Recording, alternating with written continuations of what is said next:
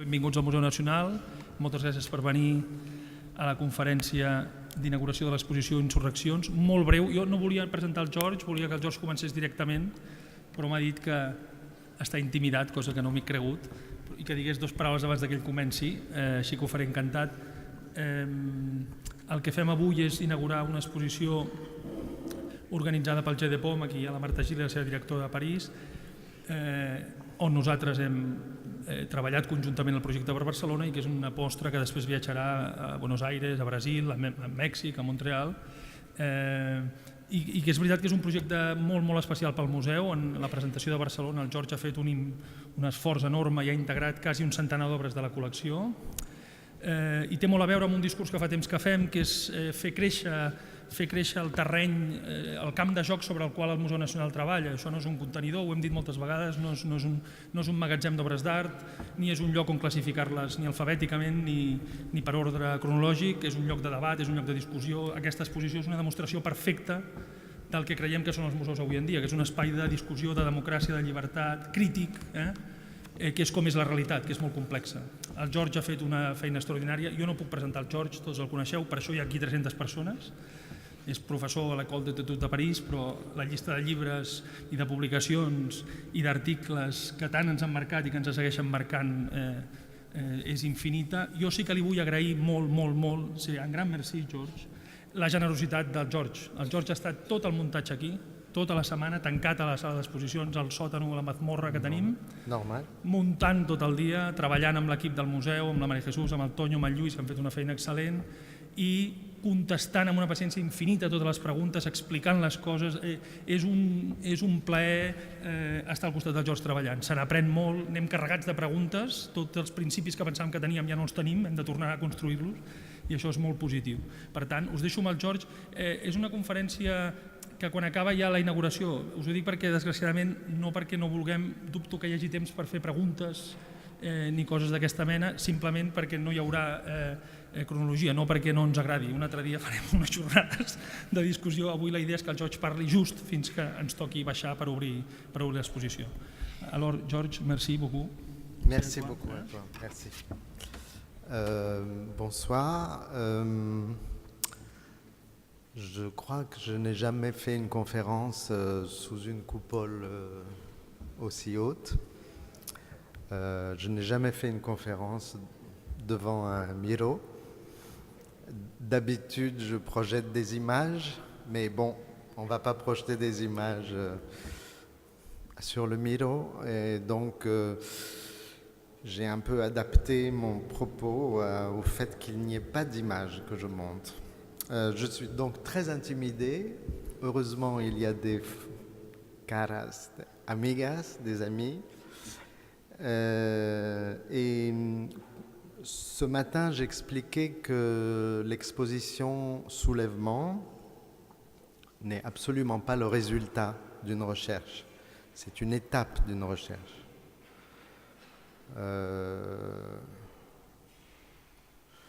Depuis que cette exposition a été ouverte grâce à Marta Gili au Jeu de Paume, le temps a passé, on va la faire voyager dans d'autres pays encore, et moi je continue de travailler. Donc, très modestement, ce que je vais vous proposer là, c'est un tout petit bout de quelque chose que je continue d'écrire en permanence sur ce sujet. On verra où ça va, je ne sais pas où ça va, mais voilà, j'ai choisi un thème qui permette que je ne vous montre pas d'image. D'habitude, je pense que c'est la première fois que je fais une conférence sans image, mais il y a miro. Bon, voilà. Ce sera donc sur la colère. La colère. Et la question, ça sera où va la colère? Où est-ce qu'elle va? D'accord. En français, on dit une sainte colère. Quand on dit une sainte colère, ça veut dire qu'il y a des colères qui sont justes.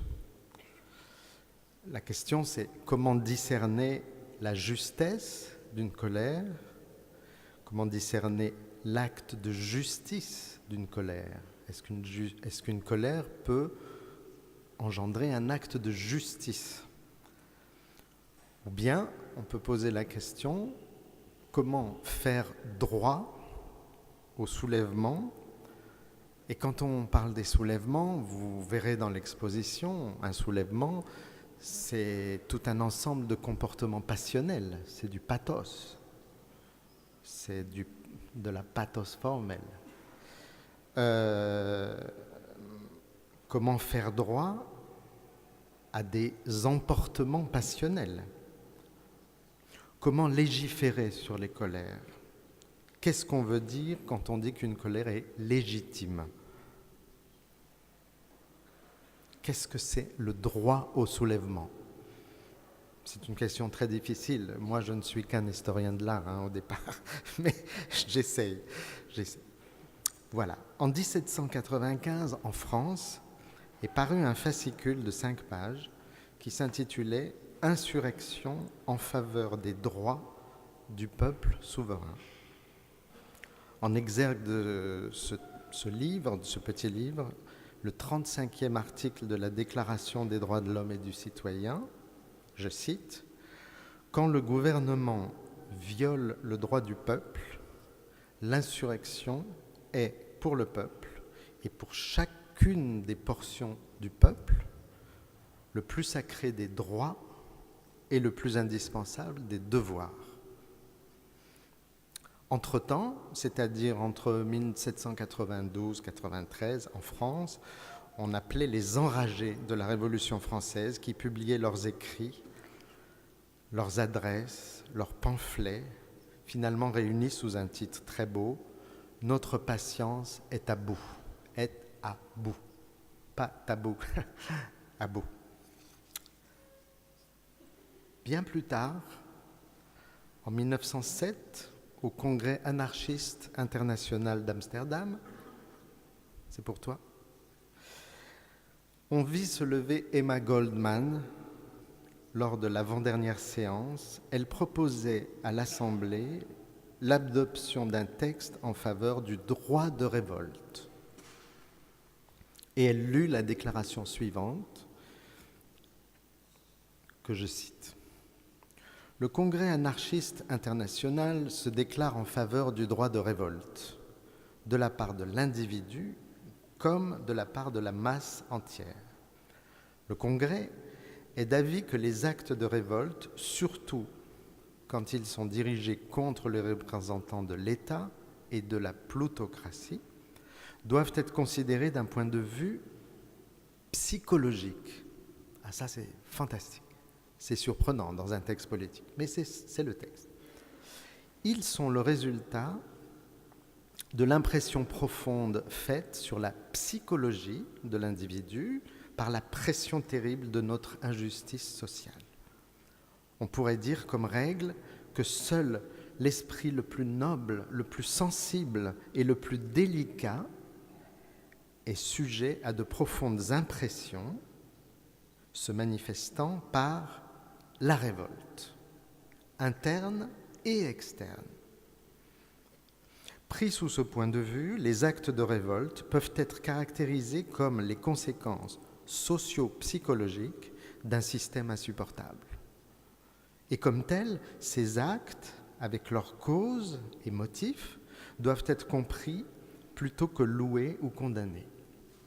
Durant les périodes révolutionnaires, comme en Russie, donc c'était en 1905, c'est, vous savez, le sujet du film de Eisenstein, Le cuirassé Potemkin. L'acte de révolte, sans considérer son caractère psychologique, sert de double but. Il mine la base même de la tyrannie et il soulève l'enthousiasme des timides. Vous voyez, c'est une question de psychologie là. C'est le cas surtout quand l'activité terroriste est dirigée contre les agents les plus brutaux et les plus haïs du despotisme. Le Congrès anarchiste, en acceptant cette résolution, exprime son adhésion à l'acte individuel de révolte, de même que sa solidarité avec l'insurrection collective. Cette déclaration fut mise aux voix et elle fut approuvée à l'unanimité. Pourtant, elle ne laisse pas de surprendre à cause de ce point de vue psychologique qu'elle assumait d'emblée.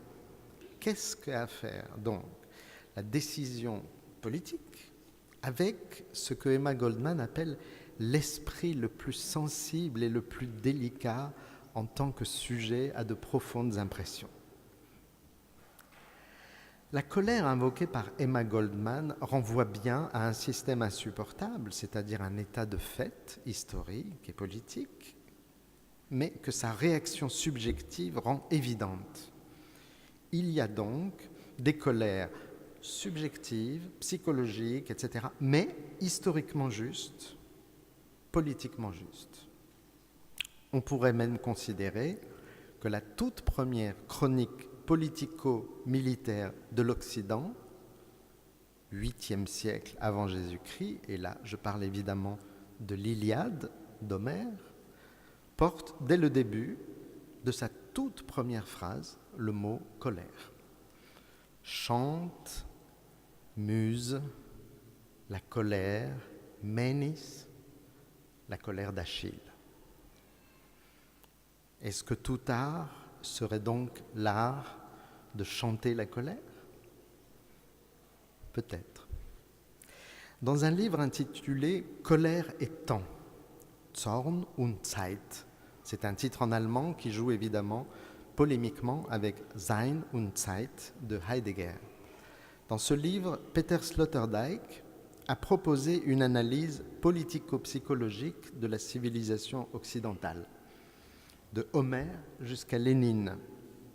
Selon lui, ce serait la colère qui émeut, émotion, et qui meut, mouvement, toutes les sociétés. Sauf que, dit Sloterdijk, le destin de cette colère, par-delà l'explosion simple qu'elle constitue fondamentalement, eh bien ce destin, c'est de ne trouver sa forme que dans un projet. Qu'est-ce que ça a à voir, la colère, avec un projet? Colère plus projet, dit Sloterdijk, cela donne vengeance et ressentiment. C'est comme si toute la colère ne trouvait son économie politique que dans ce que Sloterdijk nomme pour finir, mais je n'aime pas son cynisme. Il y a un cynisme dans son diagnostic. Il appelle ça la Banque mondiale de la colère. Et pour lui, tout projet révolutionnaire, disons de Lénine à Mao, ce sont des entrepreneurs de la colère, dit-il, tandis que les petits porteurs, c'est l'analogie avec la banque, sont tous avalés par ce gigantesque fonds monétaire du désir d'émancipation. C'est très provocateur, évidemment, de comparer Lénine et Mao avec une organisation bancaire. Mais c'est cynique.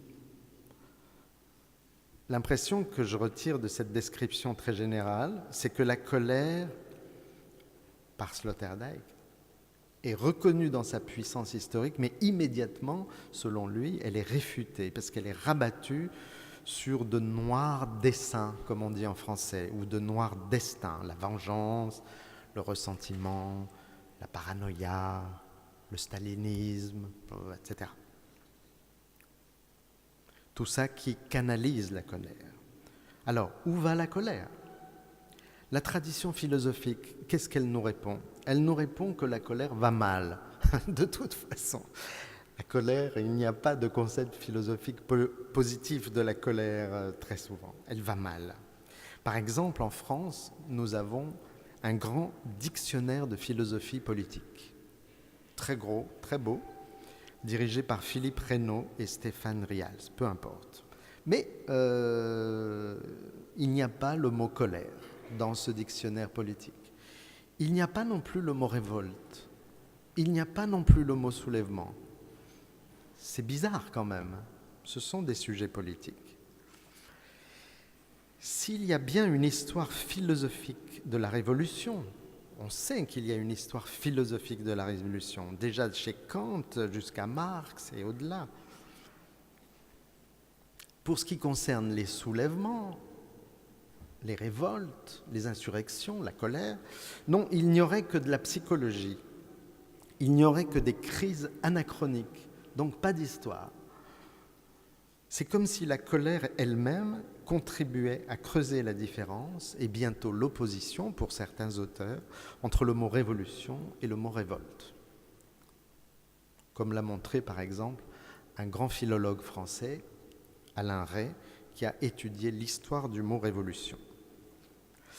Il reviendrait, je crois, à une anthropologie politique, et là, puisqu'il y a ici un groupe de spécialistes d'Abbé Warburg, cette anthropologie politique, elle doit en particulier au dernier développement du travail de Abbé Warburg, depuis son travail sur les images de propagande au temps de Luther jusqu'à la dernière planche de l'Atlas Mnémosyne.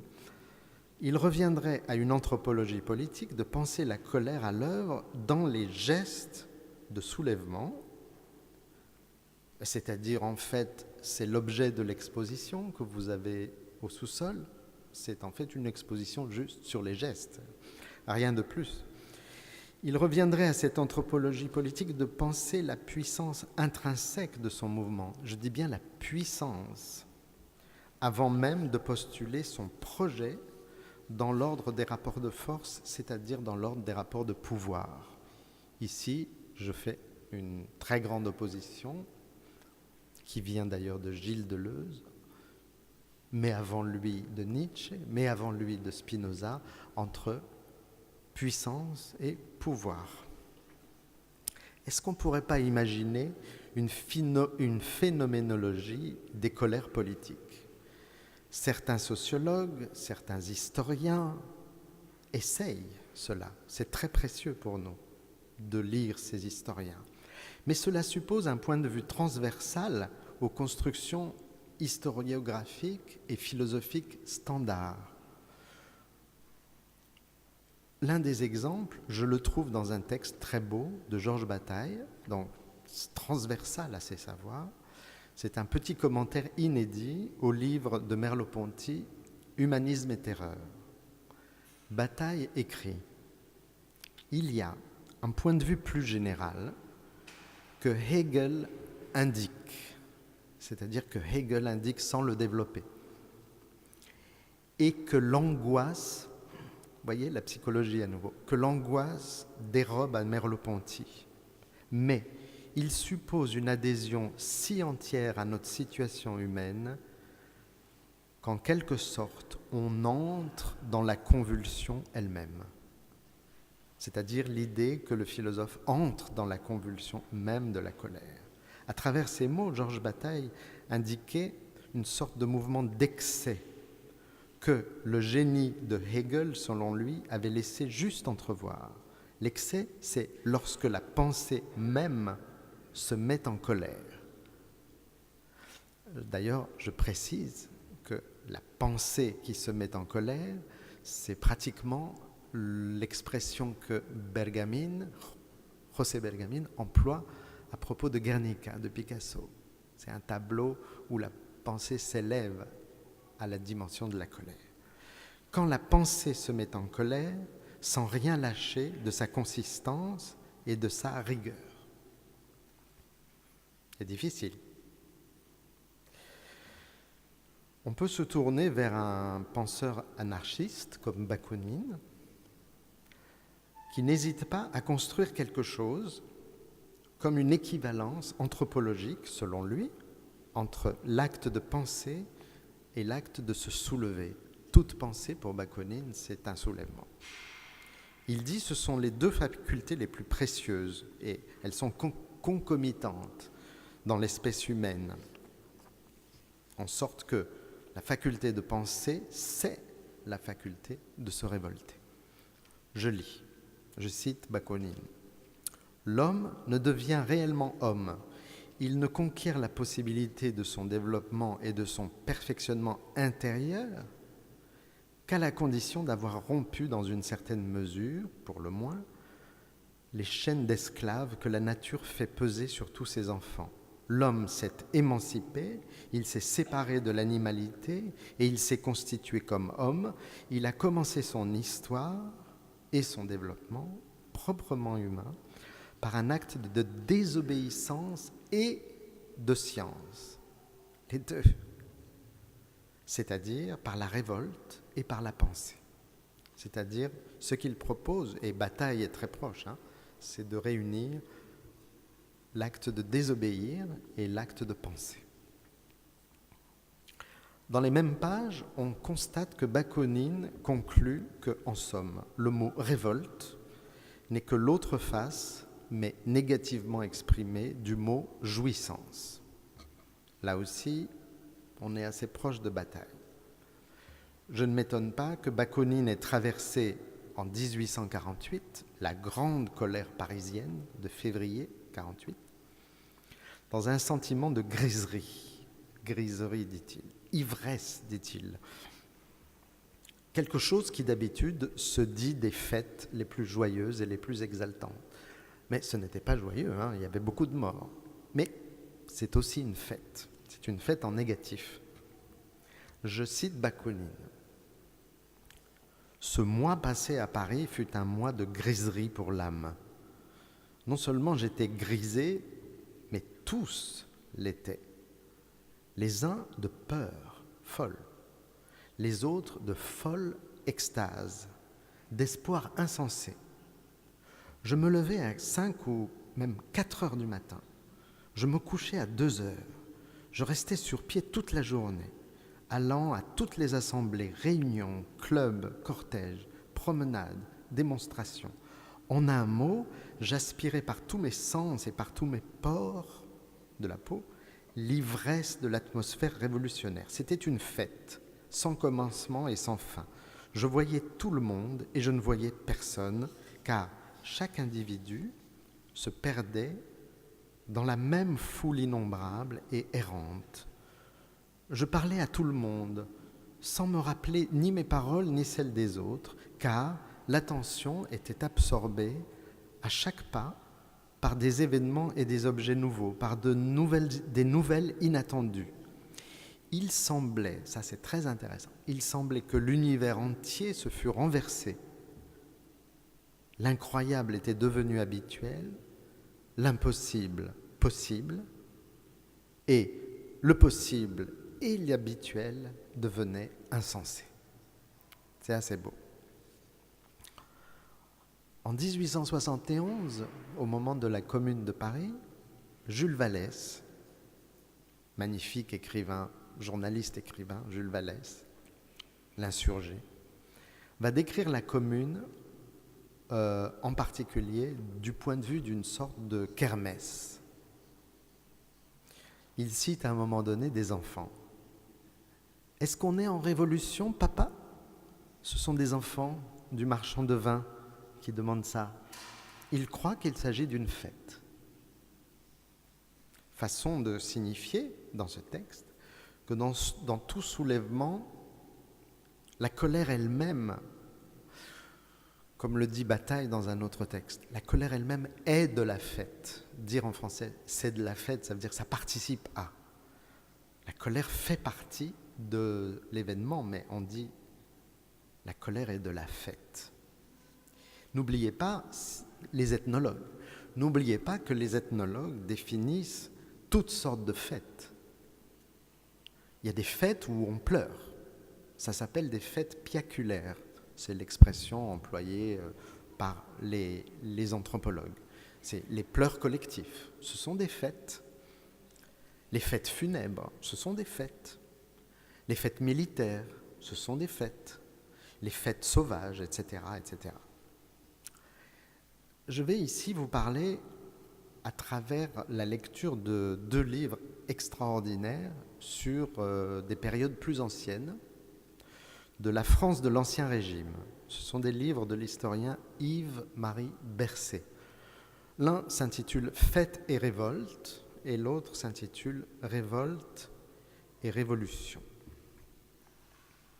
Ce sont des livres magnifiques où, à travers l'étude des archives, l'historien essaye d'aller au fond de la pathos formelle et au fond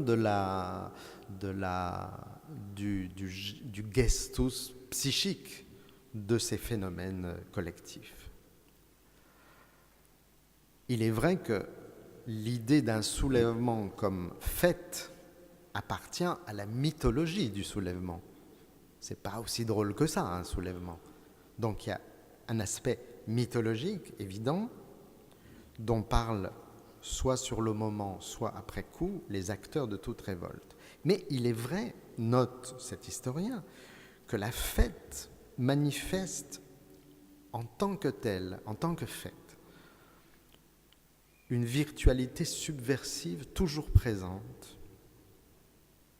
Dans un nombre considérable, les exemples sont infinis, de circonstances historiques, mais par exemple, vous les avez, ces circonstances magnifiquement racontées par Victor Hugo dans Les Misérables, au moment où du deuil, de la fête funèbre, de l'enterrement du général Lamarque, qui va devenir une énorme manifestation, ou bien chez Eisenstein dans Le Cuirassé Potemkin, au moment du deuil de Vakulinchuk, le matelot, ce deuil et ces rites de lamentation qui deviennent en fait imprécation, puis soulèvement. Bon, à ce moment-là, vous comprenez que la violence subie se renverse, provoque une ritualisation qui fait que les gestes du deuil ou de la procession se transforment en une réclamation. Vous savez, en français, on dit se plaindre, je me plains, mais on dit aussi porter plainte. Porter plainte, c'est complètement... Quand on passe du se plaindre à porter plainte, ça veut dire qu'on réclame. On réclame justice et on se met en colère. C'est ça la puissance intrinsèque de la fête, même quand c'est une fête de deuil. C'est pour ça d'ailleurs que la divinité tutélaire de la fête, c'est Dionysos, évidemment. C'est ce qui transforme la colère en puissance expansive et en puissance éventuellement d'allégresse. C'est ce qui transforme un geste de peur ou d'agression en puissance pratiquement chorégraphique. Je dis chorégraphique parce que vous avez une foule entière, comme on le voit dans vos photos, Monsieur Armengol. Il y a quelque chose de chorégraphique et on le voit aussi dans l'exposition, dans les photographies de Gilles Caron, par exemple. La teneur chorégraphique de certains mouvements d'insurrection.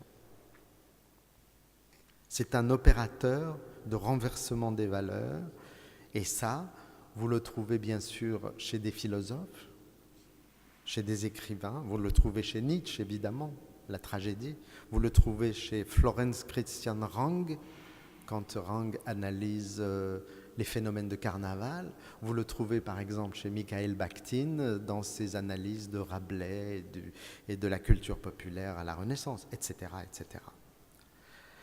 Dans le temps de la fête, il y a un temps hors du temps, ou un temps hors de l'histoire.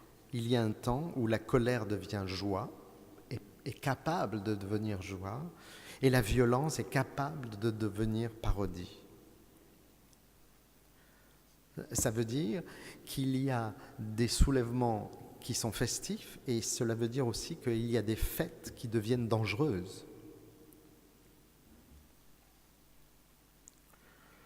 Par exemple, au Moyen-Âge, à la Renaissance, il y a des beuveries rituelles, c'est-à-dire les gens s'enivrent de façon rituelle.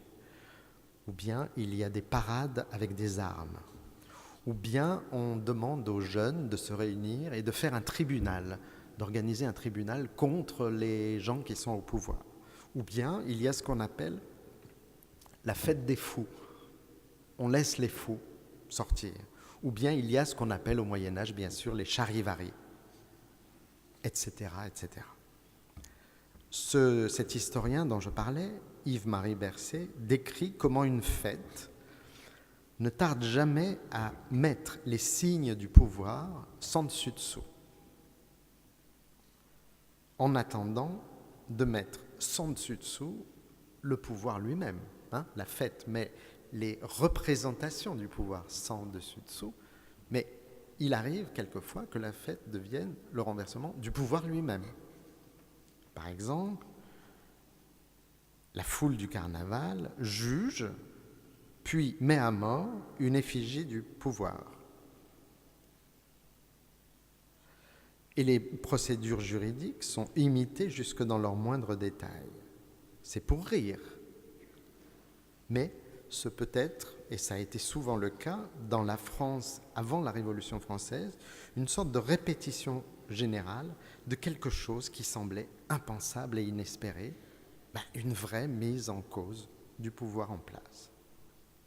Il ne faut donc pas grand-chose, si les circonstances s'y prêtent, pour qu'à l'effigie, à la représentation, à l'image, succède celui-là même que l'effigie représente, à savoir l'agent du pouvoir seigneurial, par exemple, et non plus sa simple figure. C'est vrai que les rituels, on dit souvent qu'ils symbolisent des événements, d'accord, mais quelquefois les rituels produisent des événements. Et c'est ainsi que les fêtes se changent en révolte. Je cite un passage de Yves-Marie Bercé. L'insurrection éclate pendant un jour de fête. La réjouissance se change en prise d'armes. Aussi bien, l'émeute victorieuse s'achève en fête bachique et la foule danse après avoir mis en fuite ses ennemis. Donc, il y a une fête, puis il y a une révolte, puis il y a une nouvelle fête. Voyez ? Plutôt que de passage évident, écrit Bercé, ou possible, de la fête à la révolte, il serait plus exact de parler d'échange, car l'ambiguïté des récits empêche de dire le sens du passage, d'indiquer ce qui, de la fête ou de la révolte, précédait dans l'événement. Ça veut dire que dans les archives, on a du mal à savoir si au début c'était une fête, puis une révolte, ou si c'était d'abord une révolte, puis une fête.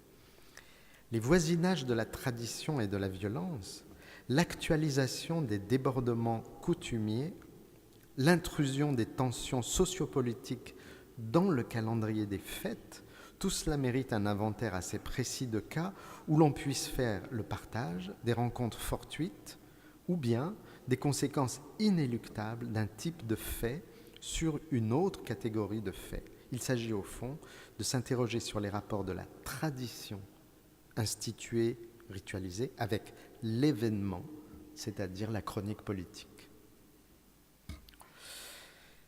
Il n'y a peut-être rien de mieux qu'une fête traditionnelle, c'est-à-dire admise par tous, dans les mœurs, multiséculaire, survivante, pour faire passer des désirs, voire les mots d'ordre d'un soulèvement.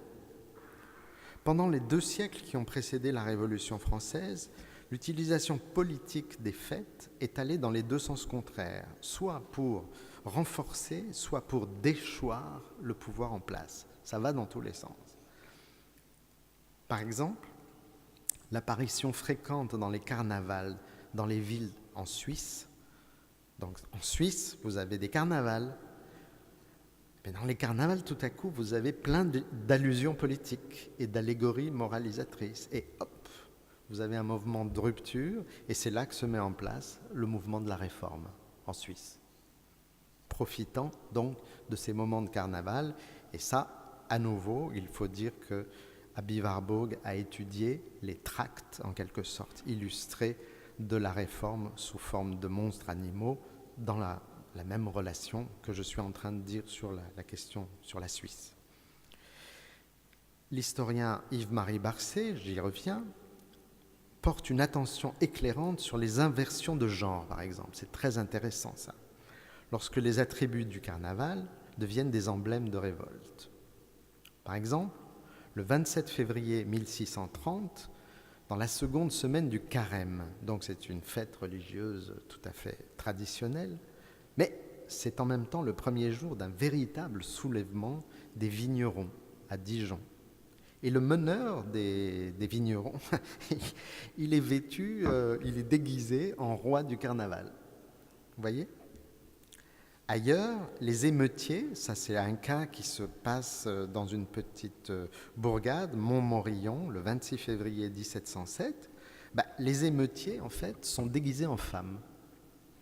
Ils ont des coiffes, ils sont en jupon et ils sont armés de grands couteaux. Les grands couteaux dénotent à la fois l'art culinaire, mais aussi la possibilité de revendiquer très durement ce qu'on veut. C'est ainsi que la fête peut engendrer la violence agie par un mouvement réciproque au deuil éprouvé à la suite d'une violence subie. Violence subie, violence agie. Le problème, bien sûr, éthique, si vous voulez, ou plus général, c'est que la violence agit dans tous les sens. La violence n'a pas de... La violence n'a pas de guide. Elle n'est ni une valeur en soi, la violence, ni d'ailleurs une non-valeur en soi. Il n'y a pas de valeur. C'est très difficile de... Bon, on connaît le texte de Walter Benjamin sur la critique de la violence et on reste perplexe. Il n'y a pas de conclusion à ce texte de Benjamin. Décidément, j'aime beaucoup cet historien Bercé. Je reviens à son livre « Révolte et révolution dans l'Europe moderne » où il raconte énormément de cas pour que l'on comprenne la complexité des devenirs vers lesquels tout soulèvement, donc toute colère, est susceptible de bifurquer. En fait, la colère, elle est une puissance, mais en fait, il tient à très peu de choses à ce qu'elle bifurque. Donc, par exemple, première idée, un soulèvement se lève, il jaillit, il déferle comme une tempête. Ok. C'est un événement extraordinaire, mais c'est un événement imprévisible. Quoi après? Qu'est-ce qui se passe après? Alors après, ça s'est levé, ça peut se disperser, par exemple. La colère peut se disperser et retomber toute seule, comme les cendres d'un feu d'artifice. Ou bien, le soulèvement peut être écrasé par l'autorité, par la police. Dans de nombreux cas, le soulèvement peut être canalisé, c'est-à-dire contenu, dévoyé, nié dans son jaillissement propre. On va l'utiliser, on va exploiter la colère. Quand la révolte devient organisée ou hiérarchisée, cela veut dire souvent, pas toujours, mais souvent, qu'elle est soumise à des fins d'appareil politique, donc qu'elle finit dans une nouvelle soumission au pouvoir, à un autre pouvoir. Ou bien la colère peut être dévoyée, c'est-à-dire orientée vers un but qui n'était pas son but au départ. Je donne un exemple. Je reviens à 1905, la révolution de 1905. Il y a eu de grands soulèvements en Russie, sur lesquels notamment Emma Goldman, que je citais au début, et Rosa Luxembourg ont beaucoup discuté. Et lors de ces soulèvements populaires, politiques, ouvriers, paysans, le ministre de l'Intérieur du Tsar, qui s'appelait Vyacheslav Pleve, a dit au tsar une phrase restée célèbre. Il a dit « Ne vous en faites pas, nous allons noyer la révolution dans le sang des Juifs. » Et c'est ce qu'il a fait. Il a fait composer le fameux faux antisémite qui s'intitule « Les protocoles des sages de Sion ».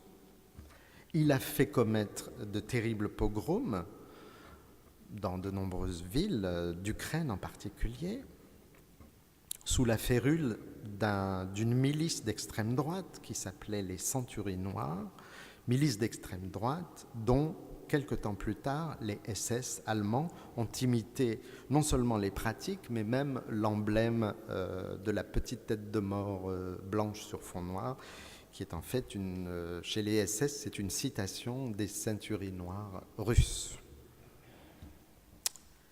Et donc, ce que Bercé décrivait pour des périodes bien plus anciennes, et dans les exemples pris par Bercé, on n'a pas un tel cynisme, il y a un grand cynisme du ministre de l'Intérieur. On va trouver un bouc émissaire pour ces révolutions, pour ces révoltes ouvrières. En tout cas, on constate les mêmes processus de détournement de la colère qui sont à l'œuvre quant à la souveraineté de la fête et à la légitimité de la révolte.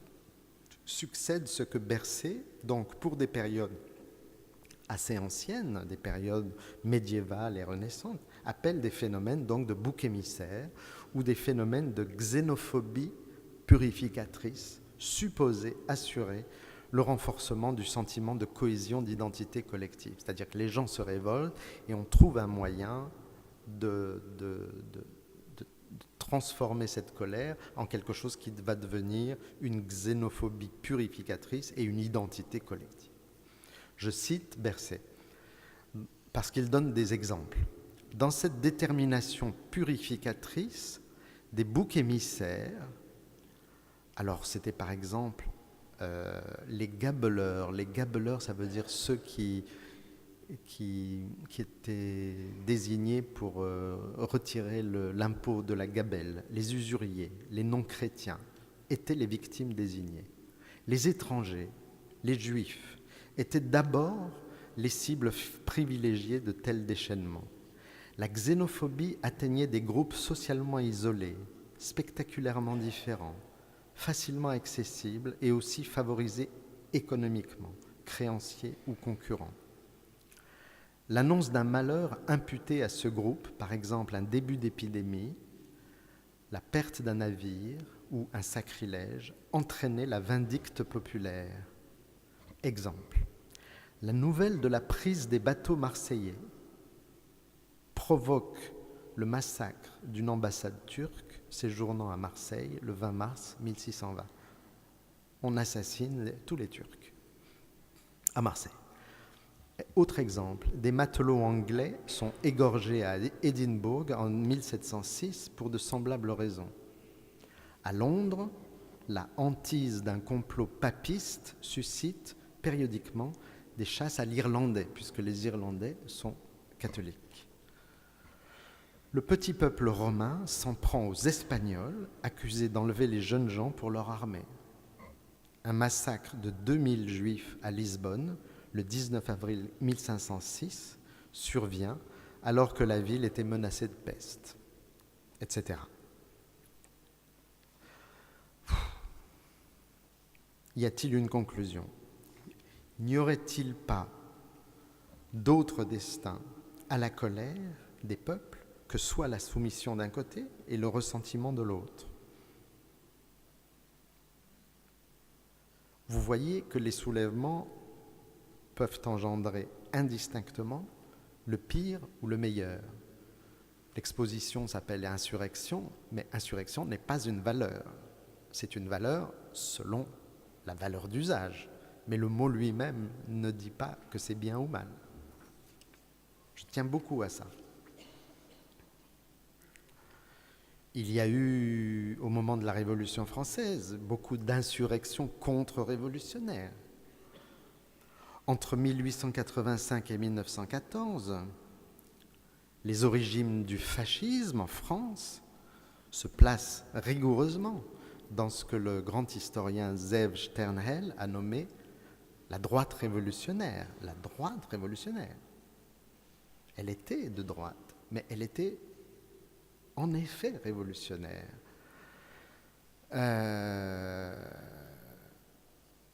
En France, il y a des émeutes, mais nationalistes, en 1899. Ernst Junger, parle de mobilisation totale. Et c'est-à-dire met en place l'idée d'une révolution conservatrice qui a été très bien analysée, notamment par l'historien italien Enzo Traverso. Si vous lisez l'ouvrage récent de Emilio Gentile, en français c'est « Soudain le fascisme », vous comprenez que la marche sur Rome de Mussolini, c'est une authentique insurrection anti-étatique. Bon, mais immédiatement convertie en dictature fasciste. Et sans compter, ici, en Espagne, l'usage du mot « levantamiento » par Franco en 1936. Voilà pourquoi nous devons être prudents Les mots soulèvement, insurrection, révolte sont des mots très beaux, mais ne sont pas des mots magiques. Ce ne sont pas des clés pour tout ce qui touche au désir d'émancipation, ce ne sont pas des clés même pour tout ce qui touche à la constitution du champ politique. Il faut quelque chose de plus, il faut un usage. Nous sommes loin du compte, et donc, dans cette conférence, je ne peux que vous dire ma modestie devant ce problème. Où va la colère ? C'est une question qui ne dépend pas unilatéralement de la puissance que son torrent déploie. C'est une question en fait dialectique. Et elle appelle une réponse dialectique. Un aperçu de cette façon dialectique de penser, c'est lorsque Bertolt Brecht, dans son journal de travail, le 28 juin 1942, écrit cette chose magnifique sur le fascisme. Il écrit « Le fascisme, c'est un système de gouvernement capable d'asservir un peuple à tel point qu'on peut abuser de lui pour en asservir d'autres. Comme ça, il sera content. » N'allez pas me dire que c'est de l'histoire passée. Cette chose nous concerne aujourd'hui, évidemment. Cela veut dire en tout cas qu'il est aussi difficile que nécessaire, quand on parle de soulèvement, de tenter une description et non pas un jugement, de tenter d'abord une anthropologie des émotions politiques, mais sous un angle dialectique. Alors, je vais repartir d'un peu plus haut. Je vais repartir d'une proposition de base extrêmement simple. C'est que toute puissance, au sens de Spinoza, au sens de Nietzsche, au sens de Deleuze, toute puissance cherche à se rendre sensible. Et c'est pour ça que c'est intéressant de faire une exposition sur ce thème. Parce que c'est le monde sensible qui nous concerne, l'aesthésis, l'esthétique. Cela veut dire tout simplement que toute puissance cherche à sortir d'elle-même et à s'exprimer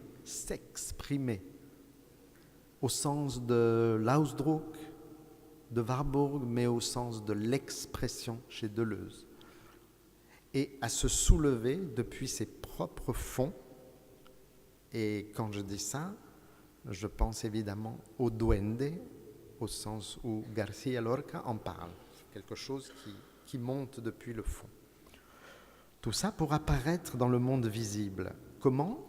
Comme un geste, comme une image, comme une prise de parole, éventuellement, plus tard, comme une action.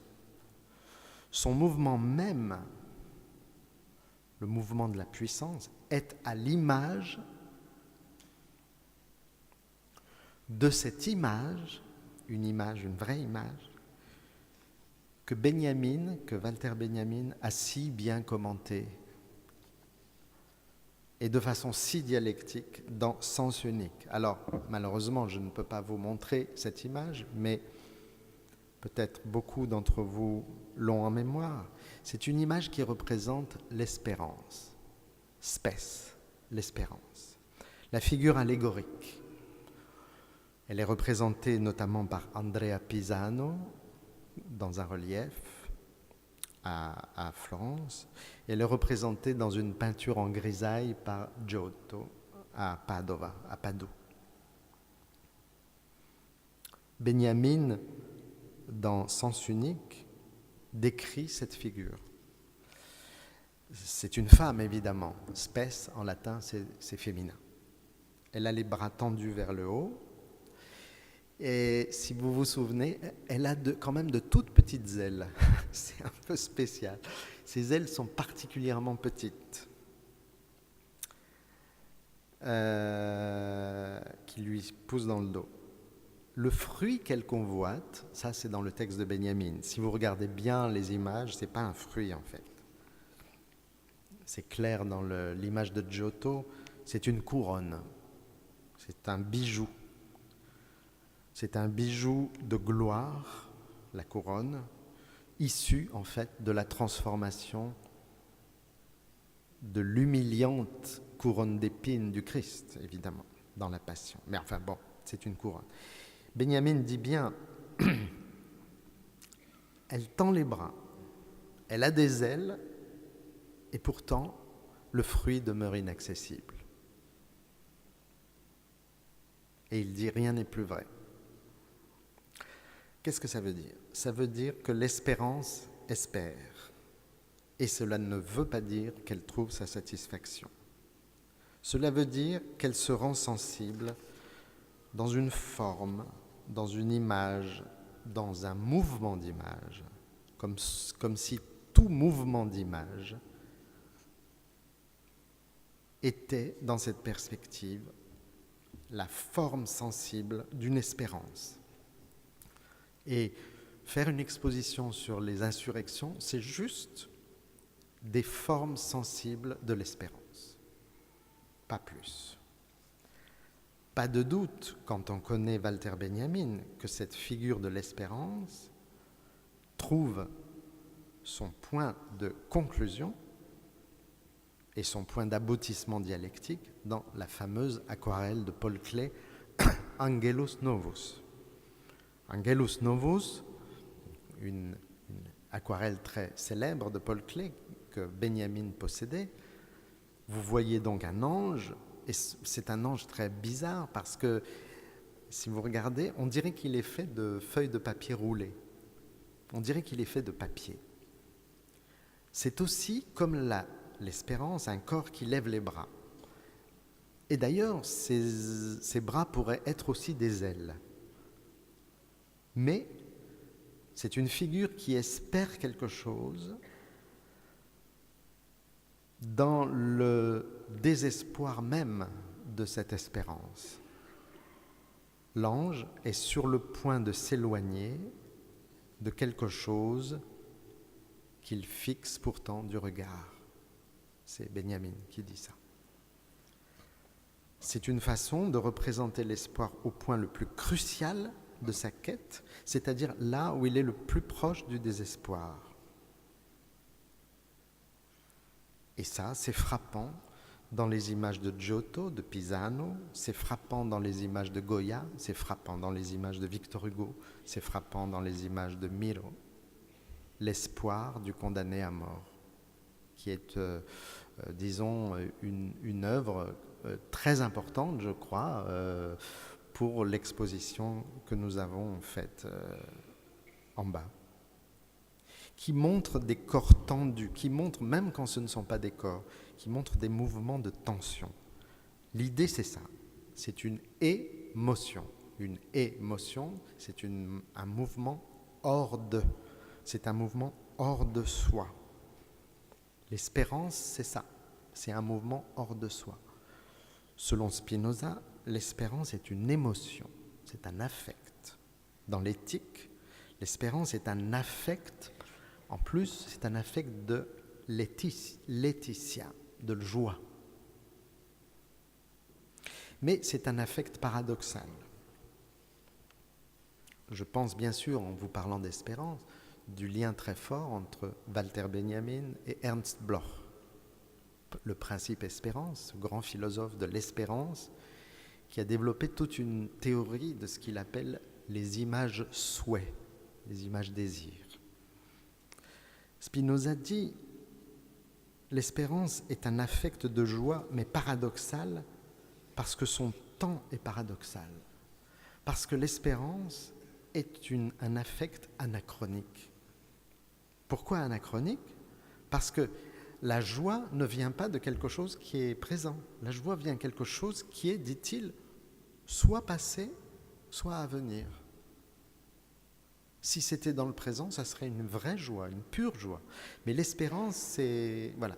Et entre le passé et l'avenir, Spinoza dit, eh bien, tout cela fonctionne ex imagine, par l'image. Ex imagine, rei futurae, vel praeteritae. C'est par l'image d'une chose future ou passée. D'où l'importance de regarder des images, parce que les images nous parlent à la fois du passé et du désir. Cela fait de l'espérance, dit Spinoza, une émotion instable. Eh bien, bien sûr, c'est une joie très fragile. C'est une joie qui est toujours sur la crête de la plus profonde tristesse. La version négative de l'espérance, ça s'appelle le désespoir, desperatio. Giotto a représenté le désespoir juste en face de l'espérance à Padova. Et le désespoir, c'est aussi une femme. Au lieu d'avoir les bras vers le ciel, elle a les bras vers le sol. Elle a les poings fermés comme si elle était incapable de saisir quoi que ce soit. L'autre, elle a les mains ouvertes. Et puis, bien sûr, la desperatio, elle s'est elle-même donné la mort. Elle s'est pendue. Je voudrais finir juste en disant qu'il n'y a pas de soulèvement sans espérance. C'est très simple ce que je dis. Et si l'on accepte de prêter attention à la définition spinoziste de cette définition, de cette notion affective, donc, il n'y a pas de soulèvement sans le mouvement, la joie, le doute, l'image, l'affect, le temps passé, le temps futur. C'est toutes ces idées d'ailleurs qu'on trouve dans un livre très beau, je vais terminer par là, je vous conseille la lecture, je ne sais pas s'il est traduit en espagnol, c'est le livre de Furio Iesi, Spartacus, Simbologia della rivolta. C'est traduit en espagnol? Tant mieux. C'est un essai très intéressant parce que d'abord il est lié de façon profonde à une certaine manière de penser l'histoire et la temporalité chez Warburg par exemple. Et en même temps, il a donné lieu à de très très beaux essais de philosophie politique en Italie. Par exemple, le livre de Pierandrea Amato, La Rivolta, par exemple. Voilà, je vous remercie beaucoup.